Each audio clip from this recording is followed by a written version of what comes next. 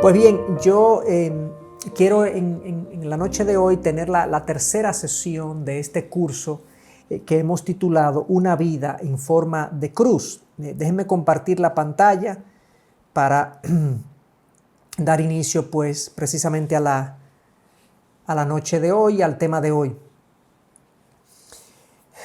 Nosotros hemos visto, como ya mencioné, dos sesiones anteriores. La primera sesión tuvo que ver con la explicación y la muestra de esta idea, de este concepto de que todos los seres humanos, todos buscamos la felicidad. El problema es que no todos la buscamos de la misma manera y que de hecho la mayoría de los seres humanos ni siquiera sabe dónde se encuentra de manera precisa esa felicidad. Pero luego en una segunda sesión, esa fue la primera sesión, la búsqueda de la felicidad. En una segunda sesión vimos entonces la extraña gloria de la vida en forma de cruz. Y ahí ya estamos entrando en materia, porque el título de este curso es Una vida en forma de cruz. Y ahí explicábamos básicamente la relación que puede haber o que hay entre una vida que se sujeta a aquellos aspectos que implican la cruz, una vida de servicio, de humildad, de obediencia, de sacrificio, pero al mismo tiempo, cómo esas cosas que el mundo no aprecia, no valora, de hecho el mundo huye de esas cosas, pero esas cosas son precisamente las cosas gloriosas que traen a nuestra vida la profundidad, el significado y el propósito que muchos de nosotros estamos buscando. Nosotros queremos entonces en la noche de hoy, y yo quiero profundizar todavía más en esa idea, y he titulado esta tercera sesión La teología de la cruz y sus implicaciones. Yo voy primero a definir a qué me refiero con esto de la teología de la cruz y luego sacar algunas implicaciones prácticas para nosotros. Cuando digo prácticas es qué implica eso para nuestro día a día y para nuestra experiencia cristiana. Y yo quiero comenzar con un concepto que muchos de nosotros quizás no conocemos, y es el escándalo de la cruz. Este es un concepto sobre el cual se ha escrito mucho y tal y como dice, digamos, la frase o el concepto, la cruz en un momento dado llegó a ser escandalosa. De hecho, Pablo en su primera carta a los Corintios usa esa palabra precisamente en el griego, escandalon, y vamos a ver en qué contexto la usa. Pero si nosotros vamos a recobrar, si vamos a recobrar un aprecio por lo que pasó en la cruz, una valoración de lo que Dios hizo por nosotros en Cristo, en la cruz, si esa cruz se va a convertir en nosotros, en nuestras vidas, en un instrumento de santificación y de cambio de nuestra vida, nosotros tenemos que recobrar este sentido de escándalo, de sorprendernos ante la cruz, pero en el buen sentido. Pablo lo usó en un sentido negativo hacia los judíos, pero yo digo que la cruz debe ser escandalosa para nosotros al representar el amor incondicional, magnánimo, profundo de Dios por cada uno de nosotros. Es un amor que transforma cuando lo entendemos apropiadamente. Entonces el versículo donde aparece este concepto es 1 Corintios 1, 22 y 23, un versículo muy conocido que voy a leer. Pablo, escribiéndole a los Corintios, le dice: porque en verdad los judíos piden señales y los griegos buscan sabiduría, pero nosotros predicamos a Cristo crucificado, piedra de tropiezo para los judíos y necedad para los gentiles. Ahí la parte que yo subrayé es la que dice piedra de tropiezo para los judíos y necedad para los gentiles. Esa palabra piedra de tropiezo en el original es escándalo, es algo que sorprende, que es escandaloso, que es algo que que no se procesa adecuadamente. Es abrumador quizás lo que representa y lo que implica. Y dice que era un escándalo para los judíos y una necedad, o otras traducciones dicen una ridiculez. En inglés se le dice a esa palabra necedad o ridiculez, foolishness, una estupidez para los gentiles. Cuando Pablo habla de los judíos y los gentiles, está hablando de toda la humanidad. La humanidad se puede dividir en judíos y todo el que no es judío es gentil. Pero en esa época, el gentil básicamente era el romano y el griego, que tenían ascendencia, digamos, o cultura griega. Romanos y griegos eran los gentiles y los judíos entonces eran el pueblo, digamos, escogido por Dios, que estaba alojado en la tierra de Israel. Entonces, Pablo lo que está diciendo es que en el caso de toda la humanidad, o sea, la cruz representa, para los judíos es una piedra de tropiezo y es una necedad, una ridiculez, una estupidez para los gentiles, si es que uno ve la cruz de una manera humana. Vamos a profundizar entonces por qué los judíos y por qué los gentiles pensaban de esa manera. La cruz es un tropiezo para los judíos. Ellos esperaban un Mesías triunfante. Esto era una ofensa a los que esperaban precisamente un Mesías triunfante. En varias ocasiones a Jesús le hacen la pregunta precisamente, bueno, ¿cuándo restaurarás el reino? ¿Cuándo pasarán estas cosas? En varias ocasiones, en al menos una ocasión, luego de multiplicar los panes, lo trataron de hacer rey, lo trataron de nombrar, por así decirlo, y hacerlo el líder de este deseo nacional de ser liberados. Y en el Viejo Testamento, en el Antiguo Testamento, hay múltiples pasajes que presentan a un Mesías triunfante, pero también hay muchos pasajes que hablan de un Mesías sufriente. De hecho, ellos no podían conciliar estas dos cosas y muchos pensaban que el Mesías triunfante era uno y que el Mesías sufriente era otro.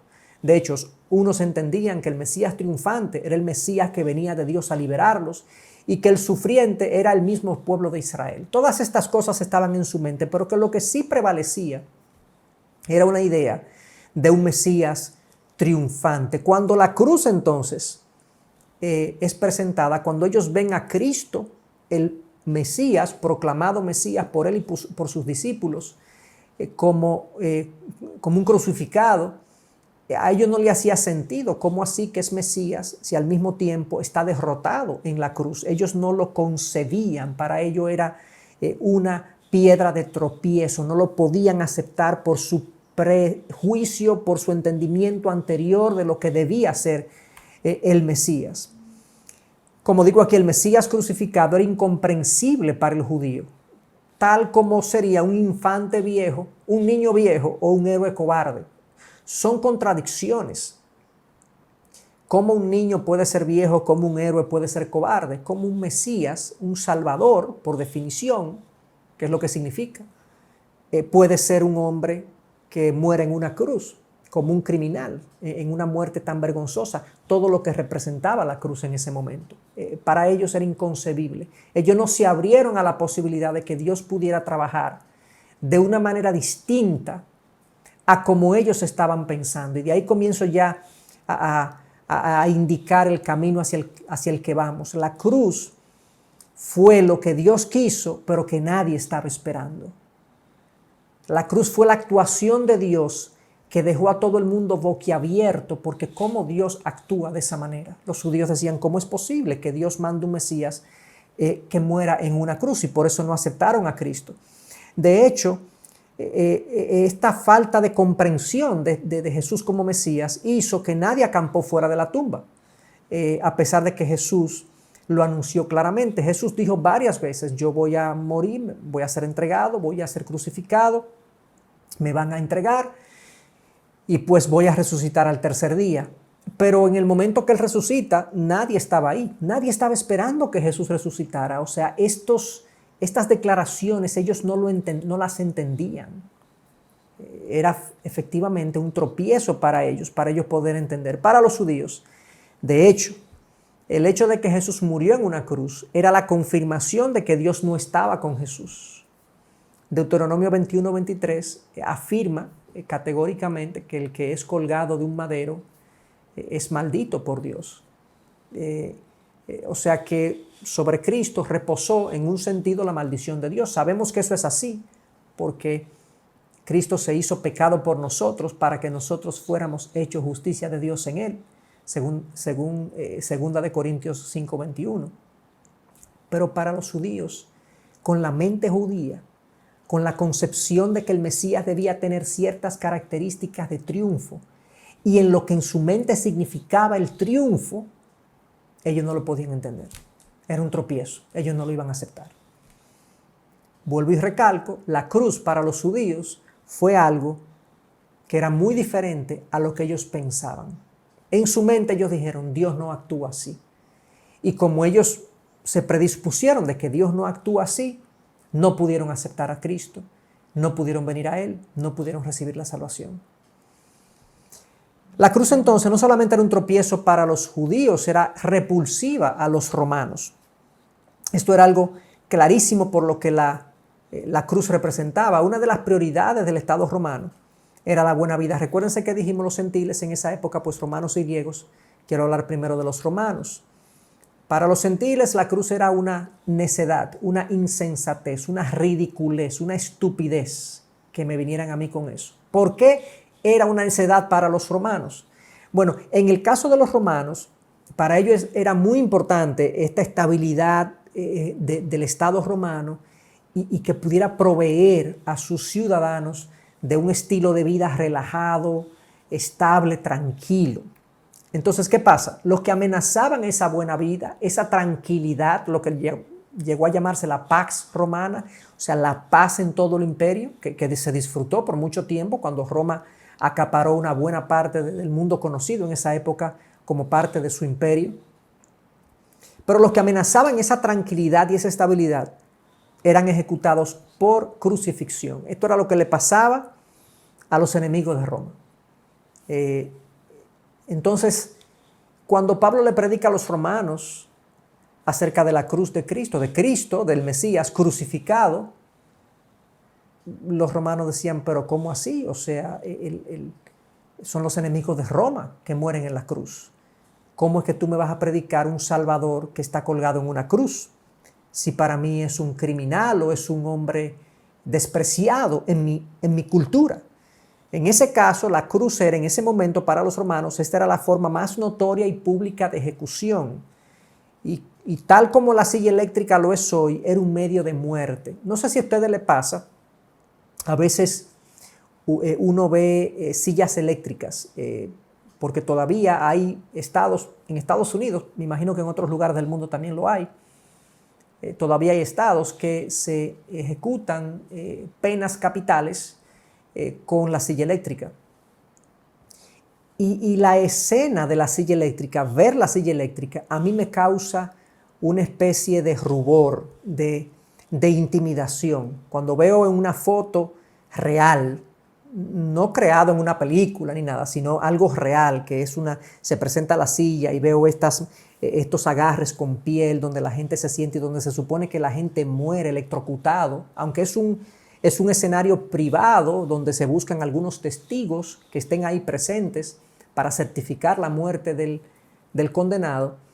Pero la escena de la silla eléctrica, y la silla eléctrica cuando la veo me resulta repulsiva, me resulta fuerte ver esa escena. No estoy entrando en si es válido o no es válido la pena capital, sino que sencillamente el ver ese instrumento de ejecución a mí me resulta repulsivo. La cruz era lo mismo. Hoy en día usamos crucifijos y usamos cruces de diferentes formas, pero sería equivalente como a colgarnos una silla eléctrica. De hecho, no soy yo el primero que digo eso, pero es como colgarnos un rifle aquí, o una bayoneta que se usa para matar personas. O sea, es algo difícil, era algo difícil de tragar para los romanos, que el Mesías predicado por Pablo, el Salvador del mundo, viniera y se presentara y de tal manera que fuera precisamente en el instrumento por excelencia de ejecución de la época. Pero a diferencia de la silla eléctrica, la cruz era más pública, era más denigrante, más vergonzosa y con una agonía más prolongada. Esto es importante mencionarlo porque la silla eléctrica ejecuta en minutos quizás, pero la cruz A veces los crucificados duraban horas y hasta días, agonizando, gritando, expresando su dolor. Era algo realmente excruciante. Hay una palabra que se inventó para mencionar o indicar el dolor experimentado en una cruz, que es la palabra, era excruciante el dolor. Y era algo vergonzoso la forma como se moría. Esa era la razón entonces por la que nadie quería ni hablar ni vincularse con un crucificado. Eso era un renegado de la sociedad, era un expulsado de la sociedad. La gente no quería tener un familiar, ni un amigo, ni un líder, mucho menos, que muriera en una cruz. Entonces, así como la cruz era para los judíos una piedra de tropiezo por su concepto errado de lo que el Mesías de Dios era, para los romanos tampoco Jesús fue aceptado para la mayoría, precisamente porque tampoco era lo que ellos esperaban que Dios enviaría. ¿Cómo va a ser que Dios enviaría un Salvador y lo va a colgar de una cruz? Nos queda un tercer grupo. Bueno, quería citar esto, una cita importante. No es de extrañar entonces que la cruz no apareciera en el arte cristiano durante los primeros siglos de la Iglesia. El escándalo y el horror de la crucifixión eran demasiado recientes y familiares para ser un tema de representación artística. Esto es algo que yo me enteré precisamente estudiando el material para presentar este curso. No me había percatado que las escenas de la cruz y de todo lo que la cruz era, pues no se representó artísticamente hasta pasados varios siglos, donde quizás la frescura del evento traumático que era la cruz, pues ya fue aminorándose y ya era más aceptable.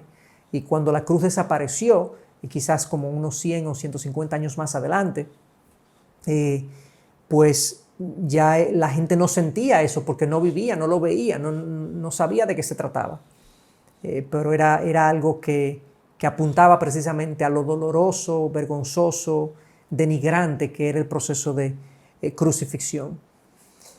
Por último, en el caso de los griegos, el problema de ellos era de otro tipo. Los griegos les resultaba ridículo que le dijeran que Dios se crucificó, que el Mesías se crucificó. Para los griegos la contemplación, la meditación, la reflexión era la más alta y más sublime actividad humana. O sea, si tú podías pensar, si tú podías apartarte, eso era algo glorioso, considerado como la actividad a través de la cual tú te conectas con lo divino. De hecho, muy poca gente podía hacer esto. O sea, para los griegos solamente una élite podía hacer esto. De ahí que entonces ellos tenían una estructura social muy complicada. Porque ¿quiénes podían contemplar? ¿Quiénes podían acercarse a lo divino? Bueno, los que tenían tiempo y los que tenían dinero para hacer eso. Pero los trabajadores que trabajaban manualmente no eran para ellos personas dignas. Entonces, en el caso de ellos entendían que el ser humano, bueno, si va a acercarse a lo divino es porque se acerca por medio de la contemplación a lo divino. Así era que ellos llegaban a acercarse. Entonces esta idea impactaba, como les dije, las jerarquías sociales. Mientras más tú podías meditar, porque tenías el tiempo, los recursos para hacerlo, pues más cerca de lo divino tú estabas. Pero en el cristianismo, uno no va para arriba, sino que Dios descendió. Lo divino desciende y se hace como uno de nosotros, se hace similar al de menor jerarquía. Un Dios adquiere la forma humana, o Dios adquiere la forma humana y se acerca al ser humano. Eso era en el entendimiento griego de la divinidad algo absurdo, ridículo. De ahí que Platón escribía lo que voy a presentar en un momento, y todo esto, según nuestra enseñanza, esto Dios lo hizo por amor. Platón decía lo siguiente en la República. Dice, como Platón dijo en la República, alguien, ya sea Dios o ser humano, voluntariamente se empeora de alguna manera. Para Platón, ser un Dios es ser tan justo y tan bueno como sea posible, por lo que es simplemente imposible que un Dios quiera cambiarse a sí mismo, sino que permanecería para siempre simplemente en su propia forma. Para los platónicos, la encarnación el Verbo hecho carne y que habita entre nosotros, fue más que ofensiva, era inconcebible. Ahora nosotros entendemos un poquito por qué la cruz resultaba tan difícil de ser digerida. ¿Por qué el mensaje de la cruz era tan complicado llevarlo? Donde quiera que Pablo llegaba con su mensaje, era un problema.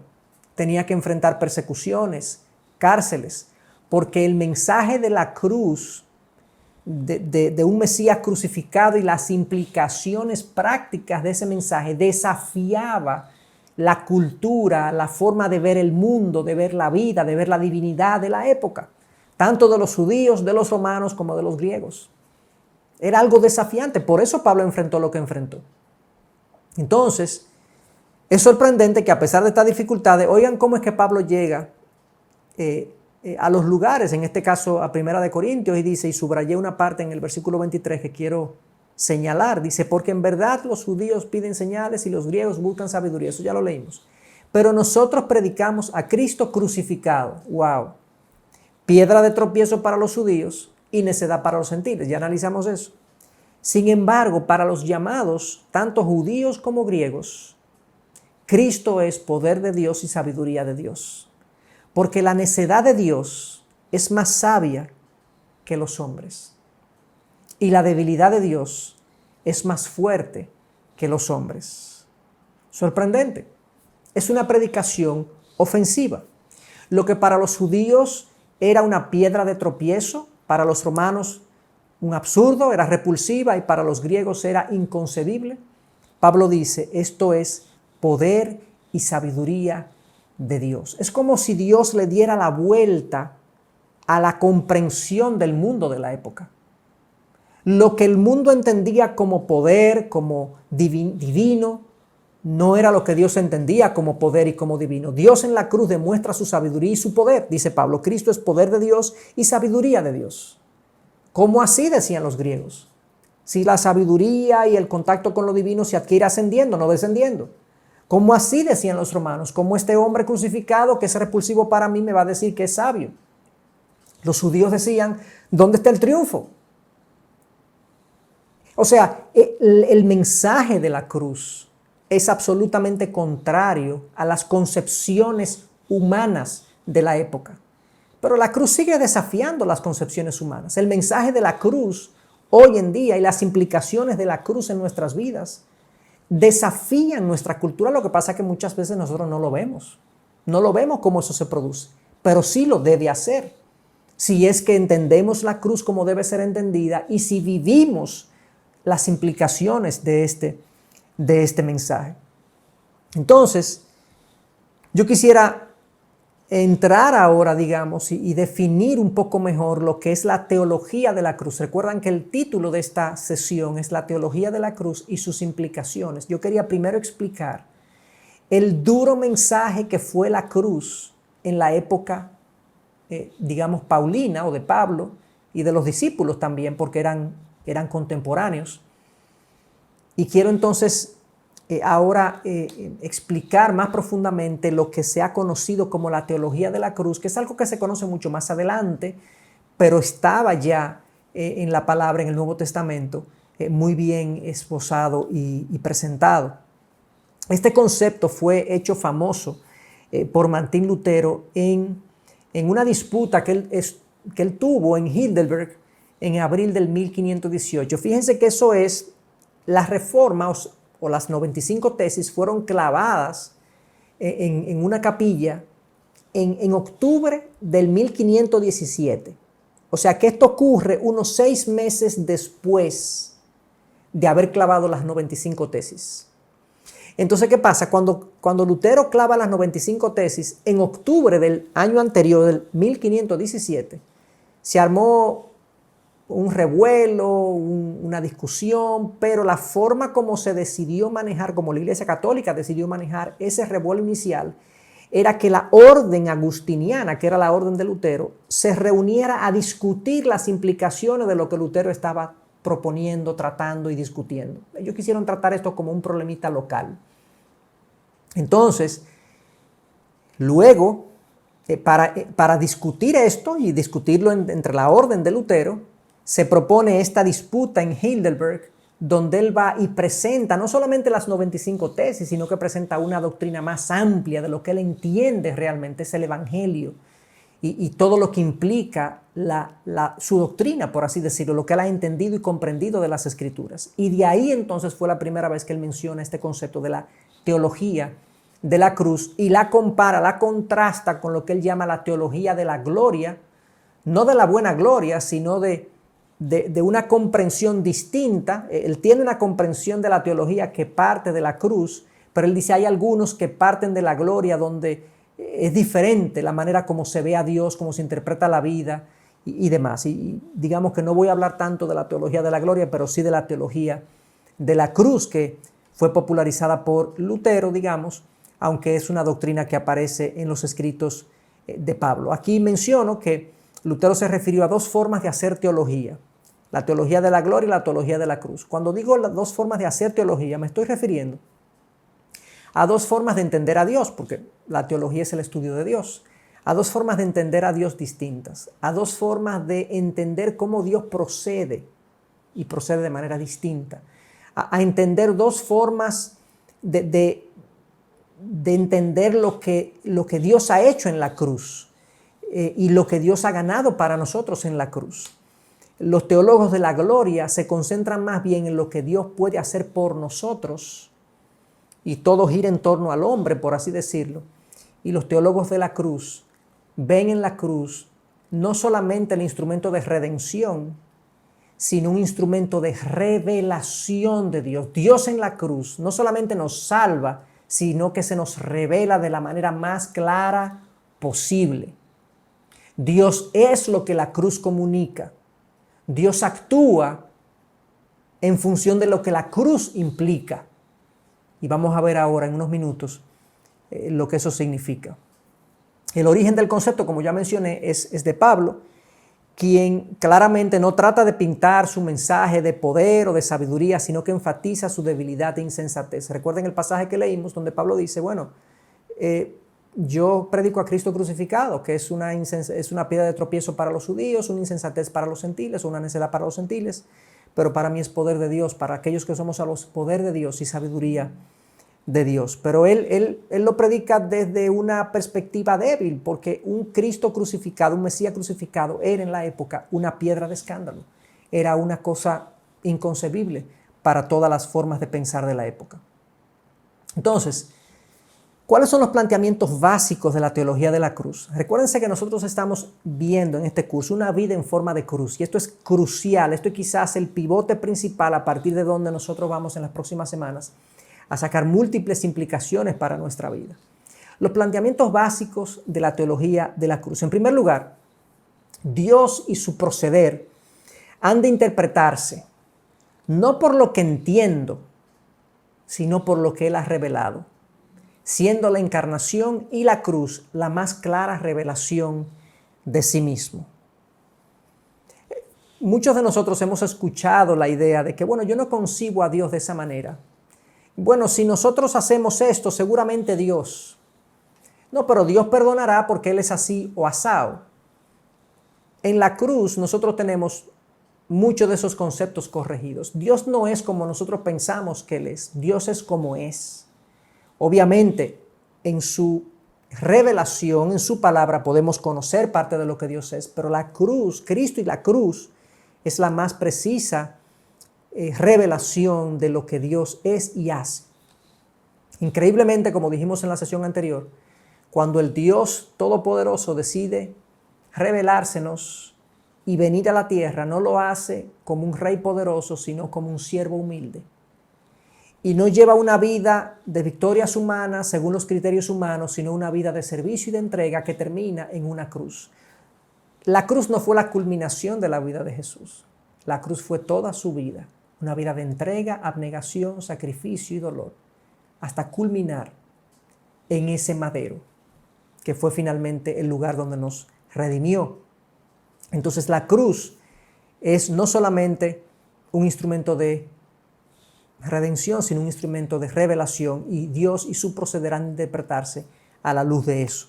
Número 2, Lutero se refirió a Cristo crucificado como la espalda de Dios, es decir, el punto en el que Dios, oigan esto, parecía ser la contradicción misma de todo lo que uno podría haber anticipado razonablemente.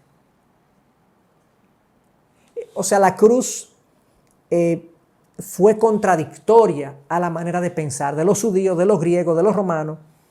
Es ridículo, es absurdo, es una estupidez, es una piedra de tropiezo. Yo no lo puedo aceptar, es inentendible, es inconcebible que un Mesías crucificado en un instrumento repulsivo para el romano, de una forma que a los griegos le parecía estúpido, sea precisamente el instrumento de salvación de Dios para nosotros, sea precisamente la mayor revelación del Dios, del único Dios verdadero para nosotros. Eso era inconcebible. Dios actuó en la cruz contrario a lo que la sabiduría humana hubiese recomendado. Si hubiesen hecho una especie de consejo en ese momento con los hombres más sabios de la tierra y hubiesen buscado un plan para redimir al ser humano, nadie en su sano juicio hubiese llegado a una conclusión como la que Dios llegó, que era el paso necesario para salvar al hombre, la cruz. O sea, Dios actuó al revés a lo que cualquiera de nosotros hubiera hecho en la cruz. Y eso es importante porque la vida, si ha de verse a la luz de la cruz, hay muchas cosas que tienen que cambiar en nuestra manera de pensar.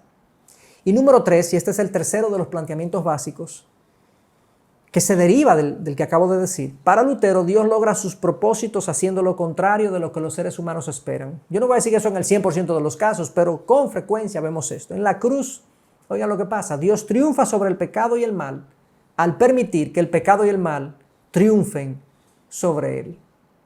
¡Wow! Lo que fue una victoria visible del ser humano y de Satanás sobre Dios es precisamente la mayor victoria de Dios contra el pecado y contra sus aliados. Es algo impresionante, cómo Dios le da la vuelta al entendimiento y a la comprensión humana a través de la cruz. Y esos son los planteamientos básicos de la teología de la cruz. Entonces yo quisiera entrar en sus implicaciones, algunas implicaciones prácticas en nuestra manera de pensar y de actuar. ¿Qué implica esto? Y hay 3 áreas en las que yo quiero mencionar sus implicaciones. Pueden haber otras, pero quiero concentrarme en 3 áreas y digamos esa es la parte final de esta sesión. En primer lugar, la teología de la cruz me permite entender a Dios tal y como Él se ha revelado y su forma de proceder. Me da una mejor información acerca de lo que Dios es y cómo Dios trabaja. En segundo lugar, la teología de la cruz y la cruz genera en mí nuevas motivaciones para mi comportamiento y mi experiencia cristiana. Y en tercer lugar, me señala el camino de sufrimiento o del sufrimiento como un camino de gran bendición. Y yo voy a ir ahora uno por uno dando un poquito más de contenido a cada una de estas implicaciones.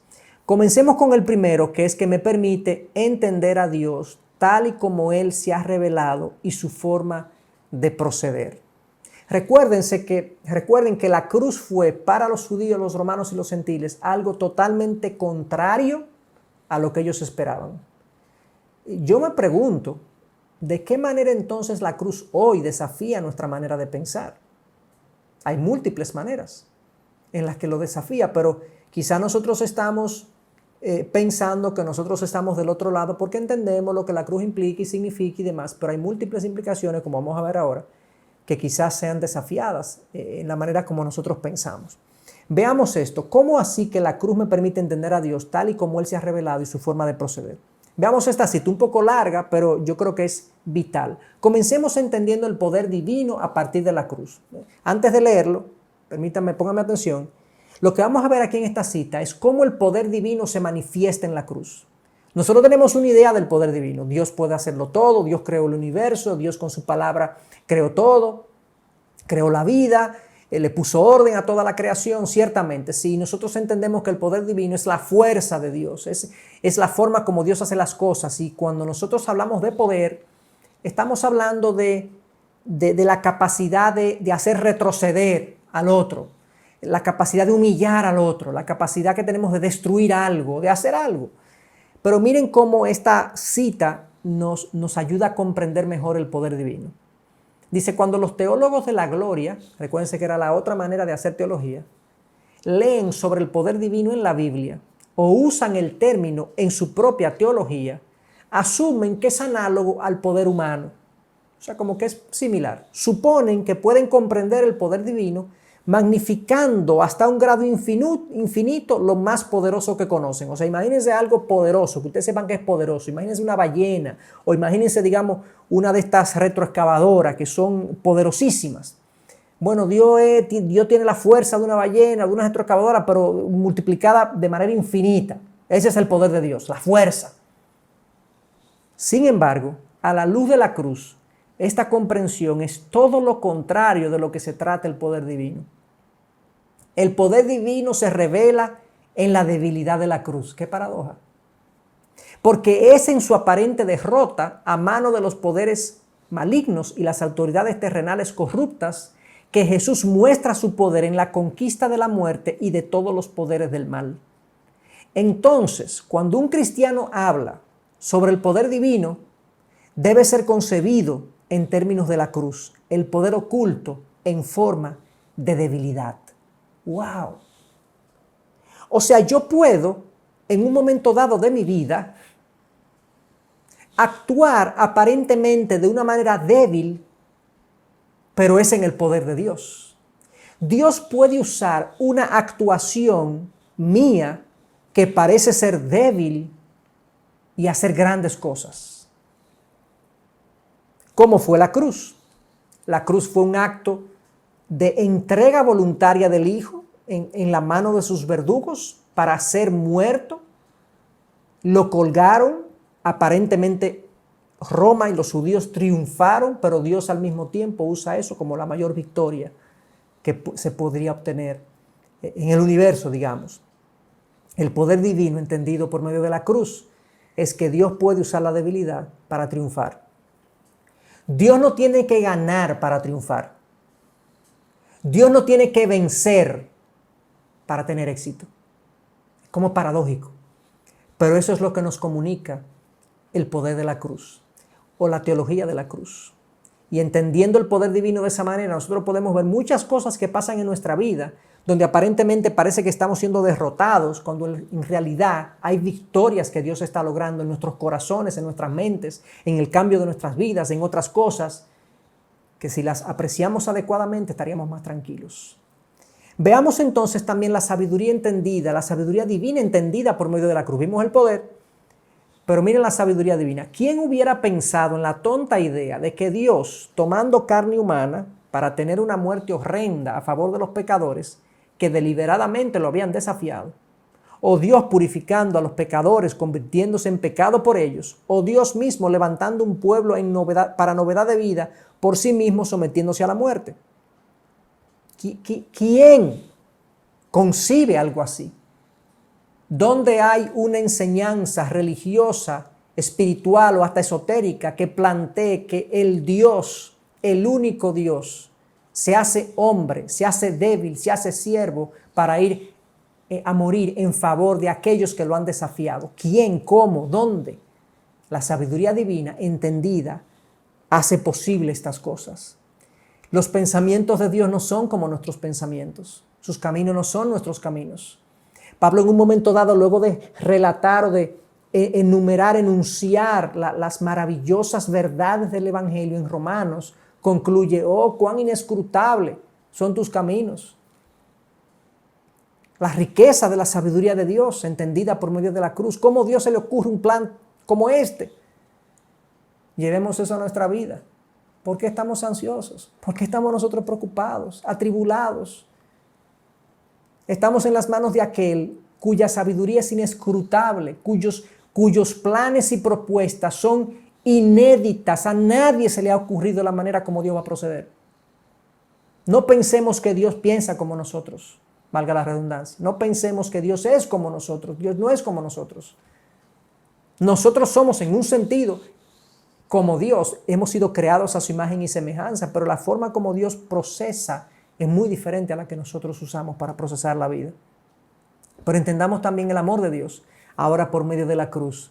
¿Y qué hay de la idea de un Dios que desciende y ama a los desagradables y a los injustos, antes que los objetos de su amor tengan alguna inclinación a amarlo o a hacer el bien? O sea, Dios ama a los desagradables y a los injustos antes que ellos procedan a hacer el bien o amarlo. Eso es incomprensible para los teólogos de la gloria, que asumen que Dios es como ellos, como los demás seres humanos, y así solo respondería a los que intrínsecamente son atractivos o buenos, o que primero se ganan su favor de alguna manera. Pero la cruz muestra que Dios no es así. Un Dios así se revela con asombrosa e inesperada ternura y belleza en el feo y violento drama de la cruz. La cruz nos ayuda a comprender la incondicionalidad, el tamaño, la profundidad del amor de Dios por cada uno de nosotros. Si en algún momento nosotros sentimos que el amor de Dios es defectuoso, es deficiente por mí, miremos la cruz. ¿Cómo más? ¿Cómo más nos lo puede decir? Entendido el amor divino por medio de la cruz, corregiría muchas cosas, repararía muchas áreas de nuestra vida, de aprobación, de sentido de valor, de valía, de determinación, curaría muchas ansiedades y temores. Si nosotros entendemos claramente lo que la cruz nos comunica acerca del amor divino. Y ojo también, Dios ama no porque hacemos o somos, Dios ama porque Él ama a aquellos que ha escogido. No depende de mi desempeño, Dios no es así. Esos son los teólogos de la gloria, dice Lutero. Pero el teólogo que piensa en la cruz, piensa en aquel que se entregó por mí antes de que yo dijera que le soy fiel o me entregara a Él. Antes de eso Dios se entregó por mí.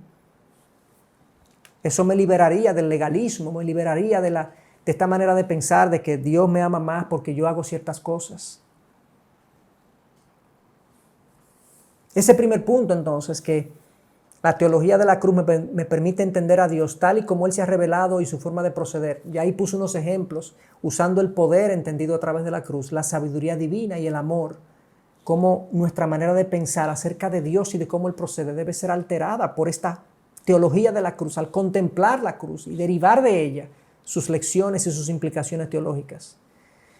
Pero hay un segundo aspecto que yo quería revisar, y es que la cruz, la teología de la cruz, genera nuevas motivaciones para mi comportamiento y mi experiencia cristiana. Yo voy a presentar ahora en unos segundos un slide que tiene bastante letras, porque ahí presento las bienaventuranzas. No las voy a leer todas, pero simplemente quiero hacer énfasis en algunas cosas. Esto está en Mateo 5, del 3 al 11. Conocemos este pasaje todos nosotros, un pasaje glorioso donde Cristo comienza su sermón del monte, conocido sermón de Jesús, quizás el más famoso sermón de Jesús y de todo el cristianismo. Y Él comienza hablando de un grupo de personas, ¿verdad? Y dice bienaventurados en el versículo 3, bienaventurados en el versículo 4, bienaventurados, versículo 5, bienaventurado, versículo 6, bienaventurado, versículo 7, bienaventurado, versículo 8, bienaventurado, versículo 9. En el 10 y en el 11 concluye con bienaventurados, bienaventurados, bienaventurados. ¿Quiénes son estos bienaventurados? Bueno, hay ciertas características. Si comenzamos en el versículo 3, dice los pobres en espíritu, versículo 4, los que lloran, versículo 5, los humildes, versículo 6, los que tienen hambre y sed de justicia, número 7, los misericordiosos, número 8, los de limpio corazón, número 9, los que procuran la paz, número 10, aquellos que han sido perseguidos por causa de la justicia, y número 11, cuando los insulten y los persigan y digan todo género de mal contra ustedes falsamente por causa de mí. Estos son los bienaventurados. Pero, ¿qué es lo que implica este tema de las bienaventuranzas para nosotros y entendida a través de la cruz? Porque es clave que nosotros entendamos esto. La palabra bienaventurado en el griego es makarioi o makarios. En otras traducciones también se pueden ver. Viene de ahí, de Macarios, que se traduce como feliz, dichoso. En inglés es blissful, muy feliz. Es el hiperlativo, el superlativo de la persona plena, feliz, completa.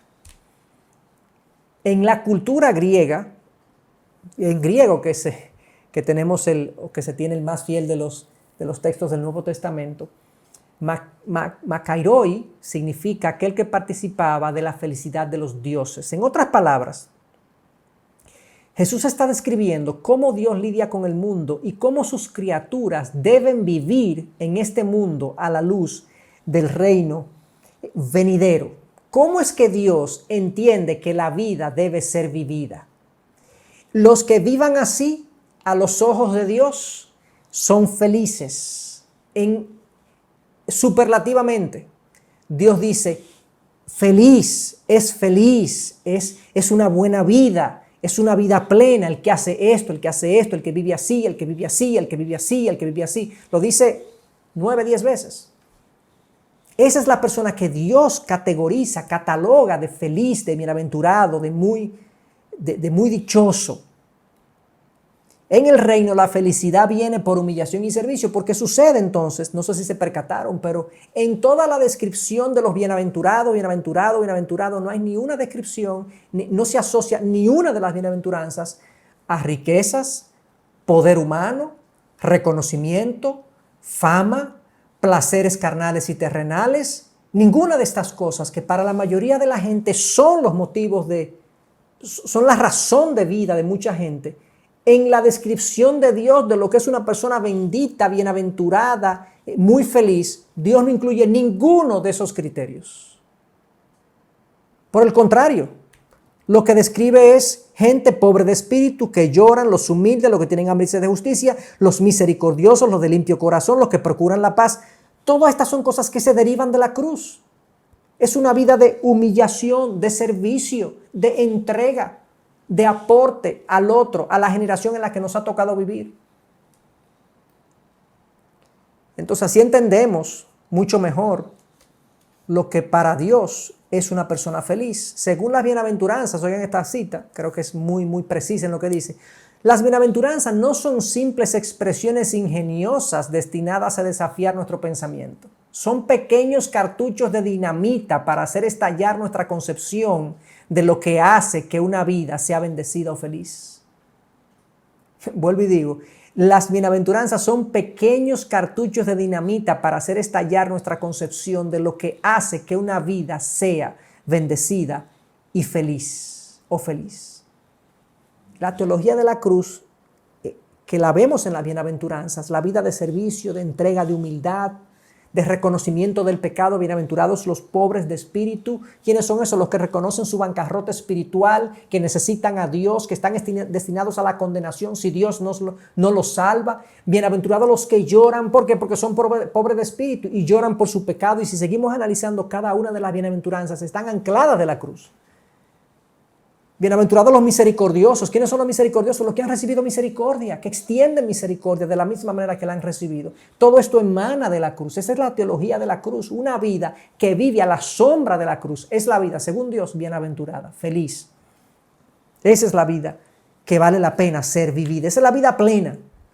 Y vuelvo y repito, sucede que no se incluye ninguno de los elementos y criterios que el mundo incluye cuando define una vida plena, feliz, completa, cabal, realizada, exitosa. Pónganle cualquier término que el mundo utilice. Pero hay un tercer aspecto, una tercera implicación. Quería antes de eso leer esta cita. Mi pregunta, ¿es mi vida diferente? Si nuestras vidas no se ven claramente diferentes a las de aquellos que no siguen a Cristo, no hemos entendido realmente el concepto cristiano de florecimiento. Puesto que el cristianismo es distinto en su idea de que el florecimiento, la felicidad y la buena vida solo se pueden encontrar por medio de la cruz. Si en mi vida no hay indicios de que yo tengo esas características, de que yo he entendido mi pecado, de que yo lloro por él, de que yo extiendo misericordia, de que yo busco la paz, de que yo tengo por gozo el ser perseguido y yo no he entendido lo que es el florecimiento de la vida desde el punto de vista de Dios, que es el real, que es el correcto, valga la redundancia, dicho sea de paso. Entonces, por último, el tercer aspecto de las implicaciones de la teología de la cruz es que la teología de la cruz me señala el camino del sufrimiento como un camino de gran bendición. Esto es como una contradicción, esto es como una paradoja. El camino del sufrimiento como un camino de gran bendición es señalado por la teología de la cruz. No sé cuántos de ustedes conocen a este individuo, Harold Kushner, es un rabino conocido, judío, tiene en este momento casi 85 años, todavía no ha muerto, todavía vive. Y él le pasó lo siguiente: en el año 63 le nace un hijo de nombre Aarón con una enfermedad de envejecimiento prematuro. Aarón muere en el año 1977, o sea, a los 14 años. Si ustedes calculan 63, 67, a los 14 años muere Aarón. Y entonces su padre, que es Harold Kushner, se siente absolutamente destrozado por la muerte de su hijo. Su propia idea de Dios y de la justicia de Dios y del amor de Dios y del poder de Dios fue estremecido. Su idea de Dios cambió a partir de esta experiencia, porque él quería definir a Dios en función de lo que él entendía. Y escribe un libro, que es este que está aquí, When Bad Things Happen to Good People, cuando cosas malas pasan a gente buena, que fue un libro, un bestseller, fue un libro altamente popular, muy popular, precisamente porque cuestionaba por qué hay dolor, por qué hay frustración, por qué hay sufrimiento en este mundo donde desde su perspectiva, él es un rabino judío, hay un Dios. ¿Cómo así que si hay un Dios todopoderoso, que si hay un Dios de amor, Él hace o permite estas cosas? Y él sugiere en su famosa obra y plantea que debe haber una deficiencia en Dios por no salvar a su hijo. Él dice, y algo sencillo, con esto le van a entender cuál es el meollo de su libro. Él dice, si Dios es todopoderoso y todo amoroso, mi hijo no debió morir. Porque si Dios tiene todo el poder y todo el amor, Él va a sanar a mi hijo. Porque en la mente de Kushner, el dolor no tiene cabida en su comprensión de Dios. Dios no nos puede colocar en una situación de dolor a propósito. Si lo hace, es porque no lo puede evitar, o sea, no es todopoderoso, o no es todo amoroso. O sea, si lo hace es porque no nos ama perfectamente, porque el que ama perfectamente, según Kushner, quiere que el objeto de su amor disfrute de la vida sin sufrimiento. Pero obviamente Harold Kushner no tenía en vista, en perspectiva, la cruz. El padre ama al hijo perfectamente y lo dejó morir en una cruz. Por lo tanto, esta doctrina, enseñanza de Harold Kushner es herética, es una doctrina que contradice la revelación bíblica y contradice la doctrina de la cruz. ¿Qué diría Lutero a Kushner? Bueno, Lutero le diría lo siguiente: las cosas malas suceden porque así es como Dios bendice. Dios realiza su obra en el creyente haciendo su obra ajena, le llamaba Lutero. Lo contrario de lo que esperamos. Él realmente bendice, aparentemente maldiciendo. Eso es una cita de Lutero. Es una cita profunda, es una cita que le da sentido al sufrimiento, es una cita que le da propósito a las cosas que nos pasan, que nos ocurren en este mundo, un mundo caído, un mundo que está padeciendo, que dice Pablo, que está anhelando la gloriosa venida del Señor que va a redimir completamente y a restaurar todas las cosas. Pero eso le diría Lutero a Kushner. La cruz indica propósito en el sufrimiento. Vean esta cita: si la cruz de Cristo, el acto más malvado de la historia humana, puede estar en consonancia con la voluntad de Dios, que lo está, y ser la fuente de la derrota decisiva del mismo mal que la causó, oigan esto, puede ser la fuente de la derrota decisiva del mismo mal que la causó, entonces cualquier otro mal también puede ser subvertido a causa del bien, puede ser convertido en bien. Y la Biblia está llena de esos ejemplos. Cómo Dios usa el mal para sus propósitos, para el bien. Romanos 8:28, es verdad, debido a la cruz de Cristo. Si Dios puede tomar el mayor de los males y convertirlo en el mayor de los bienes, que fue lo que pasó en la cruz, entonces, ¿cuánto más puede tomar los males menores que ensucian la historia humana, desde las tragedias individuales hasta los desastres internacionales, y convertirlos también en su buen propósito? ¿Se fijan cómo la teología de la cruz nos ayuda a comprender la realidad humana y nos da propósito y sentido y esperanza? ¿En manos de quién es que nosotros estamos? Entonces, estas son las tres implicaciones, como les decía, de la teología de la cruz. Me permite entender a Dios tal y como Él se ha revelado y su forma de proceder. genera nuevas motivaciones para mi comportamiento y mi experiencia cristiana, y me señala el camino del sufrimiento como un camino de gran bendición. Es contemplando y viendo lo que pasó en la cruz y las implicaciones de ella, que nuestra vida es cambiada y se acerca al modelo de vida que Dios quiere para nosotros. Es por medio de ella que entendemos los sufrimientos, las privaciones, los insultos, los dolores de este mundo. Es eso lo que da propósito entonces a nuestra existencia, le da profundidad y significado a nuestra experiencia humana. Así que con esto pues concluyo esta sesión que oro y pido al Señor que sea de bendición para nosotros, que sea de edificación de múltiples maneras. Yo sé que el mensaje de hoy pues puede haber tocado múltiples vidas en diferentes direcciones. Así que el Señor sea con nosotros.